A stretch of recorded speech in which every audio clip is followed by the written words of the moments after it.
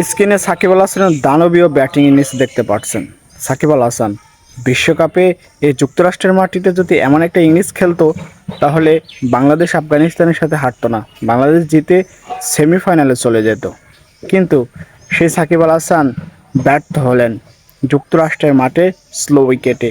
কিন্তু এখন সেই একই মাঠে একই ধরনের কন্ডিশনে সাকিব আল হাসান ভালোই খেললেন। এই যে সাকিব আল হাসানের ইনিংস, যে বিদেশি লিগ, কোনো ধরনের টাকার বিনিময়ে যে ধরনের টি-20 টুর্নামেন্টে সেখানে গেলেই Shakib Al Hasan batting bowling fielding সব কিছুতেই ভালো খেলেন। আর জাতীয় টিমে আসলেই 10টা ম্যাচের পরে একটা ম্যাচ পারফর্ম করেন। বাংলাদেশের হারের দুর্দশার সাথে তিনিও জড়িত। সাকিব লিগে কেন ভালো খেলেন, আর বাংলাদেশের হয়ে যখন খেলেন তখন কেন খারাপ খেলেন? সাকিব কি বাংলাদেশের বিসিবি বোর্ড থেকে টাকা পায় না? অবশ্যই পায়।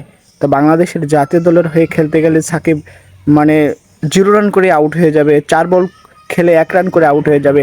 আর লিগ খেলতে গেলেই সে ভালো খেলবে?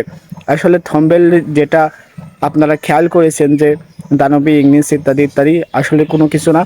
এটা একটা জাস্ট নমুনা দাঁড় করানো যে সাকিব আল হাসান 13 বল থেকে 18 রানের ইনিংস খেলেন, 138 স্ট্রাইক রেটে ব্যাট করলেন। এই 138 স্ট্রাইক রেটই তো বাংলাদেশের বিশ্বকাপের স্বপ্ন ছিল, যেটা কেউই করতে পারেনি।